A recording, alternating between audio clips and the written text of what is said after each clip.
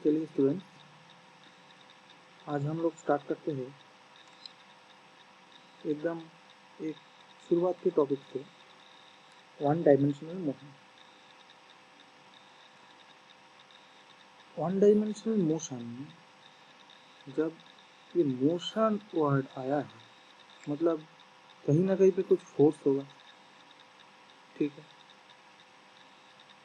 अब हम जब फोर्स के बारे में बात करना चाहेंगे तो किसी पार्टिकल के ऊपर अगर फोर्स क्रिएट हम लोग करेंगे तो दो तरह के उसका रिएक्शन हो सकता है। या तो वो वस्तु वो अपनी जगह से हट सकता है या अपनी जगह पे रह भी सकता है। कैसे? सपोज एक प्लेन, उसके ऊपर एक पार्टिकल, आप इधर से फोर्स क्रिएट की, पार्टिकल इधर मूव कर गए, ठीक है। तो जब ये सब सिचुएशन हम लोग डिस्कस करेंगे, वो वाला पार्ट को हम लोग बोलेंगे डायनामिक्स या डिनामिक्स, जो भी आप लोग बोले। और समझ लीजिए एक दीवार है, आप दीवार को धकेल रहे हैं, मतलब आप फोर्स क्रिएट कर रहे हैं ना, पर दीवार थोड़ी ना हट रहा है। मतलब क्यों? क्योंकि दीवार एक जो ऑपोजिट रिएक्शन फोर्स है वो क्रिएट कर रहा है, पर उधर फोर्स काम कर रहा है पर वो मूव नहीं कर रहा है दीवार। तो ये वाला पोर्शन हम जहाँ पे डिस्कस करेंगे उसका नाम होगा स्टैटिक्स। अब रेस्ट एंड मोशन का क्या कहना, तो आप लोग समझ ही रहे हैं।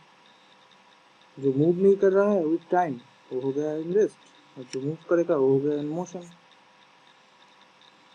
इसके ऊपर जो टॉपिक आता है वो है एब्सोल्यूट रेस्ट, एब्सोल्यूट मोशन। अब एब्सोल्यूट रेस्ट मतलब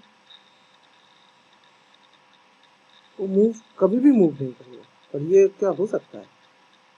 कैसे हुआ? आज तो सन के अराउंड रोटेट कर रहा है ना, तो एब्सोल्यूट रेस्ट में कुछ हुआ नहीं हुआ। अब मोशन हम लोग जब डिस्कस करते हैं तो किसी को तो रेस्ट में रख के ही डिस्कस करते हैं ना, कि ट्रेन छूट रहा है तो हम लोग को कैसे पता चलेगा ट्रेन छूट रहा है? उसके आसपास जो पेड़ होगा वो तो रेस्ट में होगा, तभी ना हम बोल पाएंगे कि ट्रेन छूट रहा है या ट्रेन चल रहा है। तो हम लोगों को जब मोशन डिस्कस करना होता है तो किसी ना किसी को तो रेस्ट में रहना होता है। अब एब्सोल्यूट रेस्ट में कोई है ही नहीं, तो एब्सोल्यूट मोशन में कैसे कोई रहेगा?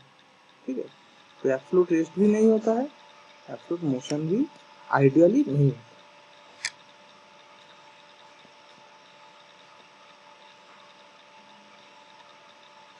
अब हम लोग जब थोड़ा थोड़ा अंदर घुस ही रहे हैं तो उसके बाद में जो एक टॉपिक आएगा वो होगा फ्रेम ऑफ रेफरेंस और रेफरेंस फ्रेम। आपको जब कोई मोशन या कोई स्टैटिक्स जो भी हो वो डिस्क्राइब करना होगा तो किसी ना किसी फ्रेम को तो रखना होगा। जैसे कि अभी जब बोल रहा था कि ट्रेन जब मूव कर रहा है तो जो पेड़ होगा वो तो रेस्ट में होगा, तभी ना हम बोल पाएंगे कि ट्रेन मूव कर रहा है। तो वो जो पेड़ हो गया वो हो गया एक फ्रेम ऑफ रेफरेंस, उसको रख के हम बोल सकते हैं कि ट्रेन मूव कर रहा है। तो यही हुआ फ्रेम ऑफ रेफरेंस, पर इसको थोड़ा अंदर हम लोग घुसेंगे। अब सपोज आप बोल रहे हैं कि हाँ अर्थ रोटेट्स। अर्थ रोटेट्स मतलब पृथ्वी घूम रहा है, अब बोलना पड़ेगा ना पृथ्वी कहाँ घूम रहा है, अराउंड द सन, तभी ना हम लोग समझेंगे। तो अगर हम लोग सन को एक फ्रेम ऑफ रेफरेंस समझ ले तो उसके अराउंड अर्थ घूम रहा है, यही हो गया फ्रेम ऑफ रेफरेंस। आप समझ लीजिए कि छोटा सा गाड़ी है, खिलौना खिलौना गाड़ी है जिसको चाबी देकर आप एक चलती हुई ट्रेन के अंदर आप बैठे हुए पैसेंजर है। आप चलती हुई ट्रेन के अंदर और खिलौना गाड़ी चाबी देके छोड़ दिए, तो गाड़ी तो वो वाला ट्रेन के अंदर चल रहा है, और बाहर से देखेंगे तो भी ट्रेन चल रहा है, ठीक है। तो आप अगर सोचे ट्रेन में बैठे हुए हैं आप, तो आप देखेंगे कि ट्रेन के अंदर वो छोटा सा खिलौना गाड़ी वो भाग रहा है, तो आपके रेस्पेक्ट से वो गाड़ी तो आगे बढ़ रहा है ना, तो आप हो गए एक फ्रेम ऑफ रेफरेंस। अब ट्रेन के बाहर जो है, हालांकि वो तो देख नहीं पाएगा जो गाड़ी कैसे भाग रहा है ट्रेन के अंदर, तो वो हो गया एक अलग फ्रेम ऑफ रेफरेंस।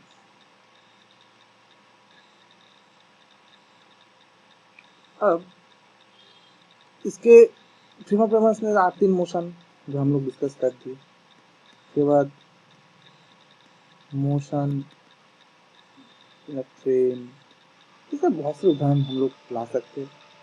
ठीक है, अब फ्रेम ऑफ रेफरेंस बहुत टाइप का हो सकता है।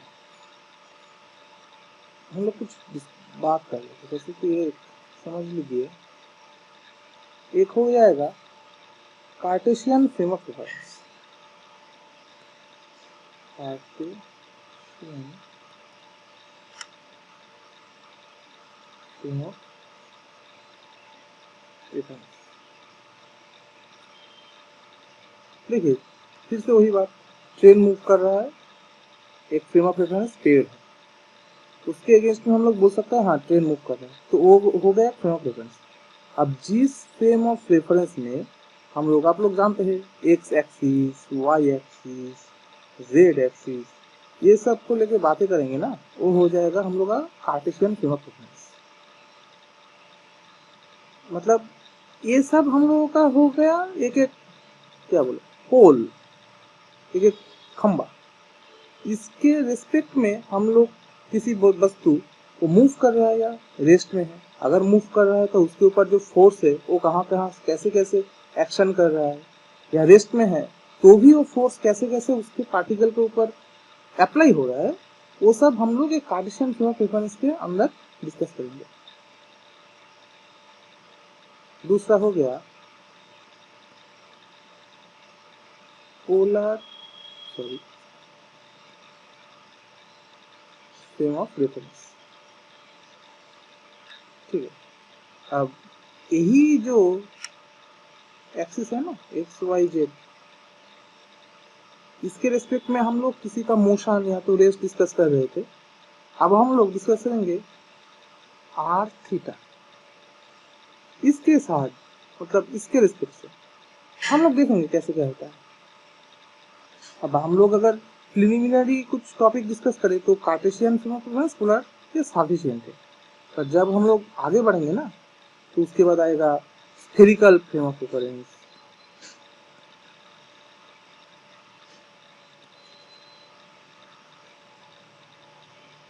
उसके बाद फिर आता है सिलिंड्रिकल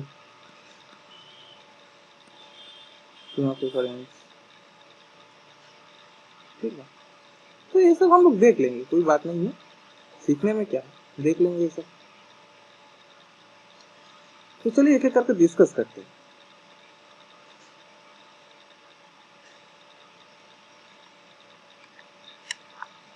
अच्छा, पहले हम लोग देखते हैं तो Cartesian frame of reference. Cartesian frame of reference, ठीक है।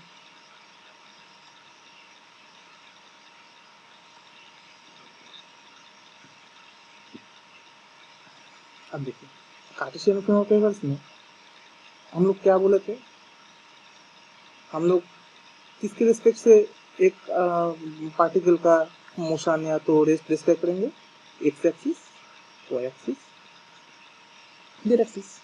अब इसमें कितना हुआ, 3 एक्सिस हो गया, तो पहला इसके अंदर जो होगा हम लोगों का, अगर हम लोग एक 1 डायमेंशनल मोशन को डिस्क्राइब करना चाहते हैं तो उसके लिए हम लोग डिस्कस करेंगे 1 डायमेंशनल फ्रेम ऑफ रेफरेंस। ठीक है, मतलब क्या हुआ, अब समझ लीजिए, दो पोल है, खंबा, एक रस्सी बांधा हुआ है, ठीक है, एक चीटी इधर है, इधर एक चीटी चल रहा है, ठीक है। अब समझ लीजिए कि एक चीटी का पोजीशन आपको डिस्क्राइब करना है, तो आप क्या बोलेंगे? या तो बोलेंगे चींटी इस खंबे से इतना दूर है, या तो बोलेंगे चींटी इस खंबे से, ये वाला खंबे से इतना दूर है, या तो ये वाला खंबे से इतना दूर है। ठीक है, तो हम लोग सोच लेते हैं कि ये वाला जो डिस्टेंस है ये x। तो देखिए, तो चींटी का जो पोजीशन है ना रस्सी के ऊपर, ये सिर्फ एक कोऑर्डिनेट x, इससे ही हम लोग डिस्क्राइब कर सकते हैं। ठीक है, तो ये हो गया हम लोगों का one dimensional frame of reference, क्योंकि एक ही डायमेंशन लग रहा है x, इससे ही हम लोग चींटी का पोजीशन बोल सकते हैं। बस यही हुआ one dimensional frame of reference. अब हम लोग को अगर दूसरा आ जाएगा टू डायमेंशनल,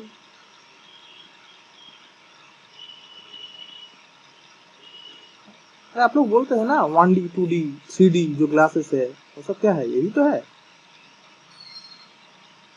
हम लोग जो देखते हैं, जो विजुअलाइज करते हैं, वो कितना डी है? तो ND होता है एक्चुअली। ठीक है, तो 3D एक्चुअली नहीं होता है, वो ND होता है। चलिए कुछ कुछ बीच बीच में हम लोग डिस्कस करते रहेंगे। अब शुरुआती टॉपिक है तो थोड़ा, अब टू डायमेंशनल मोशन देखिए। आप सोच लीजिए कि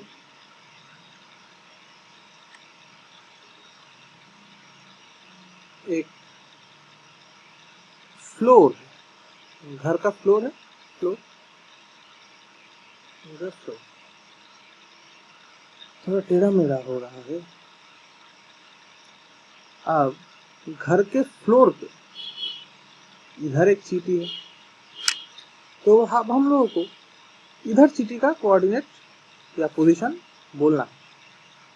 इधर तो रस्सी के ऊपर था, हम लोग बोल दिए कि इस खंबे से इतना दूर, इस खंबे से इतना दूर। ठीक है, कोई भी एक खंबे से ले लिए तो बोल दिए। अब फ्लोर पे है तो क्या बोलेंगे? क्योंकि अब हम लोग बोल सकते हैं कि ये वाला जो दीवार है फ्लोर का, इधर से इतना दूर हुआ। तो ये अगर सपोज सोच लीजिए कि 3 मीटर या कुछ 3 सेंटीमीटर ये वाला डिस्टेंस होगा। तो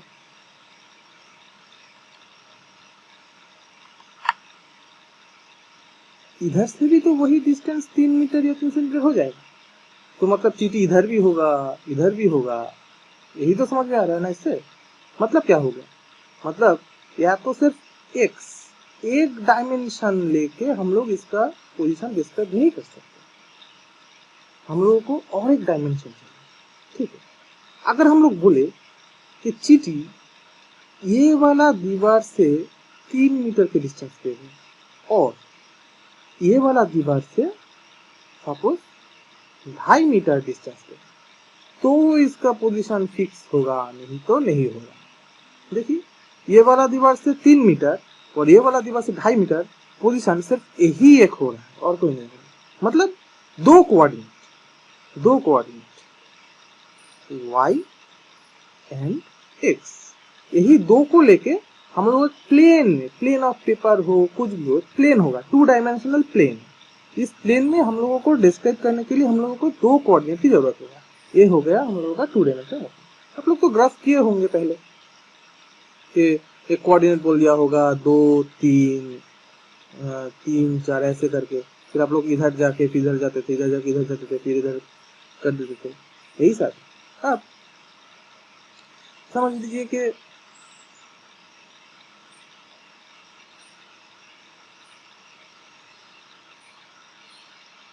यही हो गया, ये हो गया आपका y, ये हो गया आपका x। आपको पहले बोला गया कि ये हो गया हम लोगों का पॉइंट ऑफ ओरिजिन, कि पहले एक डिस्टेंस अब जाओ, उसे एक डिस्टेंस ट्रैवल किए तो आ गया इधर ए पॉइंट। अब चींटी है इधर, तो चींटी को ढूंढने के लिए आप पहले इधर से इधर आ गए।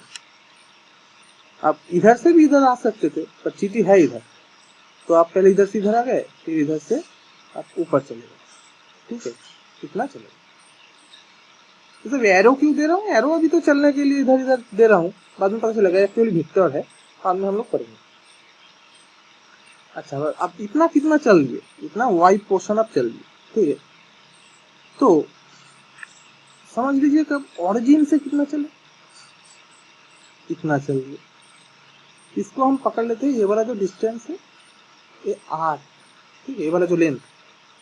तो अब लिख दीजिए ये अभी एक 90 डिग्री जो एंगल, ये 90 डिग्री हो गया है ना। तो आर का वैल्यू कितना आ जाएगा, हम लोग जानते हैं आर स्क्वायर इक्वल टू आ जाएगा X square plus Y square. तो आर आ जाएगा हम लोगों का X square plus Y square root. ये हो गया एक रिलेशन। और एक चीज हम लोगों को चाहिए होगा, ठीक है, एक रिलेशन हो गया। चलिए, तो one dimensional frame of reference हो गया, two dimensional frame of reference हो गया। इधर एक्स वाई दो कोऑर्डिनेट। अब और एक कोऑर्डिनेट बचा है हम लोगों का, लास्ट कोऑर्डिनेट। अब हम लोग सोचेंगे, पढ़ेंगे 3D। ये सुनने में थोड़ा आसान लगता है यार, जहाँ पे जाना लगता है ना, सेम होगा। अब हम लोगों को सोचिए, थोड़ा सोचिए भाई, कि चींटी फ्लोर पे नहीं है, अब एक मक्खी है, ठीक है। अब मक्खी कहाँ है, मक्खी उड़ रहा है हवा में, इस टाइप का एक पोजीशन में। मतलब समझ लीजिए एक दीवार का एक कोन, घर का एक कोन है, ये एक दीवार है, ये एक दीवार है, ये फ्लोर है, ठीक है। तो इधर मक्खी उड़ रहा है। तो इसका पोजीशन आप कैसे डिस्क्राइब करेंगे, इसका पोजीशन डिस्क्राइब करने के लिए पहले या तो पहले हम लोग ये कर लेते हैं, ये वाला हो गया हमारा एक्स एक्सिस, ये हो गया वाई एक्सिस, ये हम लोग जेड एक्सिस। तो ये डिस्क्राइब करने के लिए पहले आपको क्या करना पड़ेगा, पहले आप या तो एक्स एक्सिस थोड़ा सा चल दिए, मतलब इतना तक पहले आना पड़ेगा, आ गए एक्स एक्सिस तक, ठीक है। अब उसके बाद इधर से आप लोग आ जाएंगे थोड़ा सा जेड एक्सिस। उसके बाद आप लोग, एक्चुअली ये 3D है ना, तो थोड़ा समझ में गड़बड़ी होगा, ठीक है। तो ये वाला एक समझ लीजिए,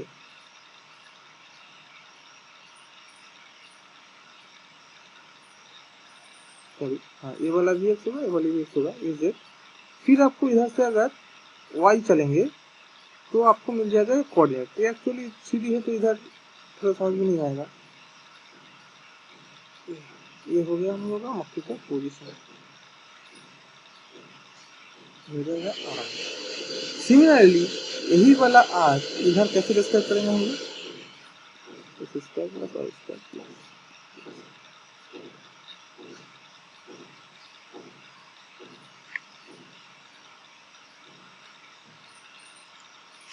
चलिए। तो वो हो गया हम लोग का कार्टेशियन फ्रेम ऑफ रेफरेंस। अब हम लोग देखते हैं पोलर फ्रेम ऑफ रेफरेंस, ठीक है।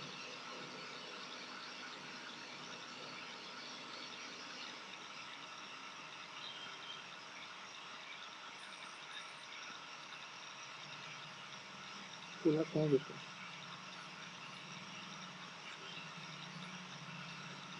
अब पोलर फ्रेम ऑफ रेफरेंस हम लोग बोले थे कैसे डिस्क्राइब करेंगे, आर एंड थीटा।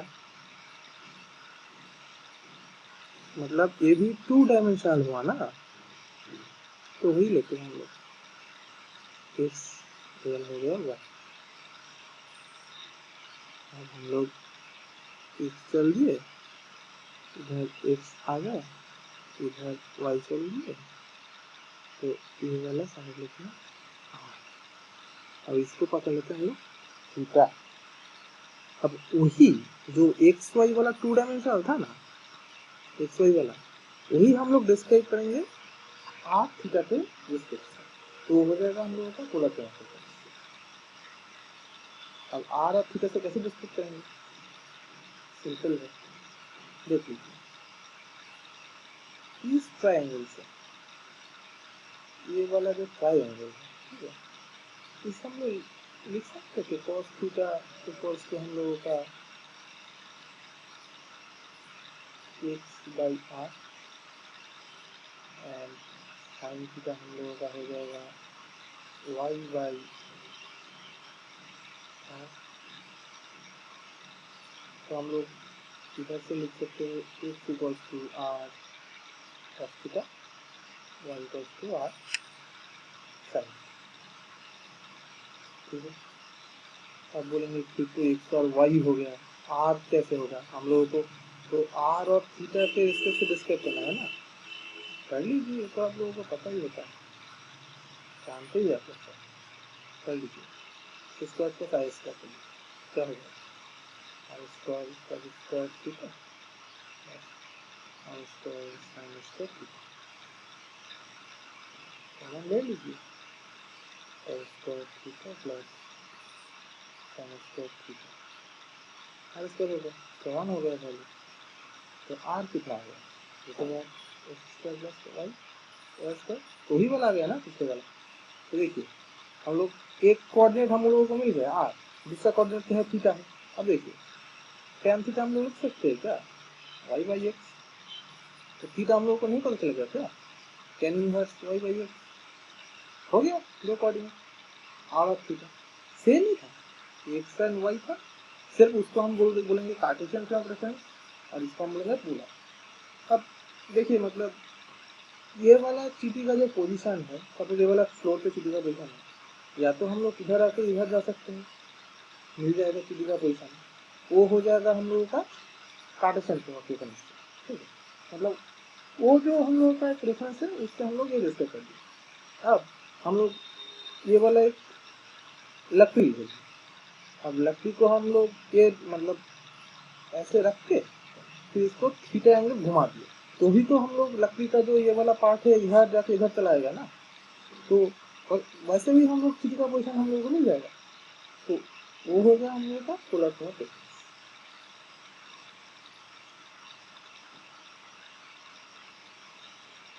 चलिए शुरुआती टॉपिक पे तो स्फेरिकल पोलर जो फ्रेम ऑफ रेफरेंस होता है वो लगता है नहीं है, फिर भी थोड़ा डिस्क्राइब करते हैं हम लोग।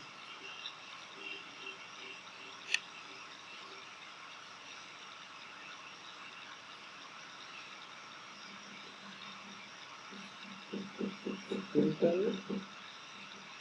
पोलर फ्रेम ऑफ रेफरेंस,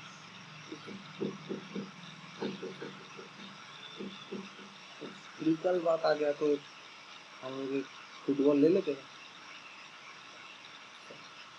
ले लो फुटबॉल। अब एक फुटबॉल है तो सर्कल में नहीं, थोड़ा समझ में अगर गड़बड़ी हो सकता है, ठीक है ले लीजिए।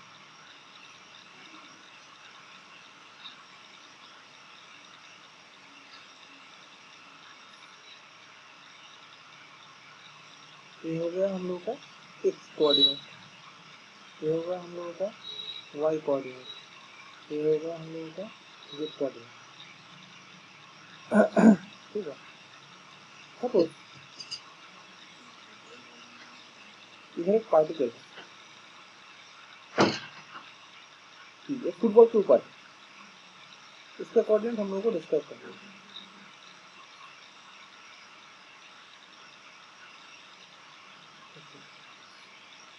इसको ड्रॉ करते हैं।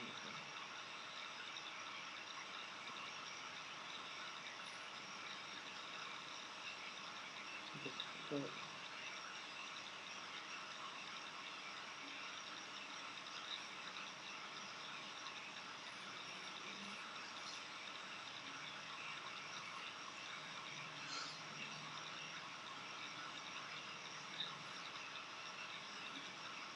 ये जो पॉइंट है ना फुटबॉल के सरफेस पे, ठीक है सीधी सीधी पिक्चर है, इधर थोड़ा मेरा पिक्चर में थोड़ा गड़बड़ी है मुझे पता है,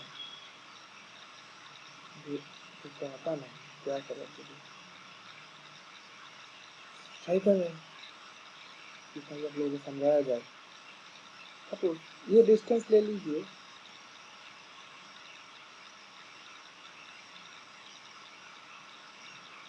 हाँ ये वाला जो डिस्टेंस है मतलब कि पी से हम लोग इधर एक परपेंडिकुलर ड्रॉ करिए। ये वाला डिस्टेंस आप तक समझ लीजिए हाथ का। ये वाला जो एंगल है मतलब ये आर डिस्टेंस वाला, ये एक्स एक्सिस के साथ फाई एंगल किया और ये वाला जो आर है ये जेड के साथ थीटा एंगल किया। ठीक, फिर अब पोलर फिल्म के वर्ष में हम लोगों को दो कोऑर्डिनेट चाहिए था, आर थीटा। स्फेरिकल पोलर हम लोगों को आर थीटा फाई, तीन कोऑर्डिनेट हम लोगों को चाहिए। ठीक है, तो देखिए ध्यान से देखिएगा, पी का जो कोऑर्डिनेट है ये हम लोगों को डिस्क्राइब करना है आर थीटा फाई के जरिए। ये हम लोगों को ऐसे डिस्क्राइब करना है। अब कैसे डिस्क्राइब करेंगे, देखिए हम लोग एक चीज को लिख सकते हैं,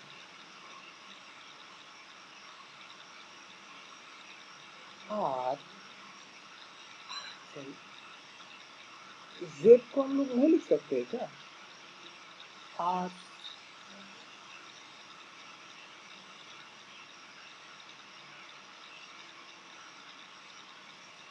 cos थीटा ऑब्वियसली लिख सकते हैं। एक्स को हम लोग लिख सकते हैं क्या, आर डैश cos फाई और वाई को आर डैश साइन फाई। ठीक है, ये वाला एंगल फाई हो गया, तो एक्स हो गया आर डैश cos फाई। जो जो मतलब एंगल के साथ जो हम लोगों का बाहु रहेगा वो हो गया कॉस वाला, हो जाता है कॉस वाला, और ऑपोजिट डायरेक्शन में जो बाहु रहता है, जो एक्सिस रहता है, वो हो गया हमारा साइन थीटा, मतलब वो साइन वाला हो जाता है। ठीक है, ये वाला हो गया। देखिए आर डैश हम लोगों का अननोन है, ये हो गया हम लोगों का अननोन, इसको हम लोग को जानना है। या तो हम लोग इसको जान सकते हैं या तो हम लोग डिस्कस कर सकते हैं।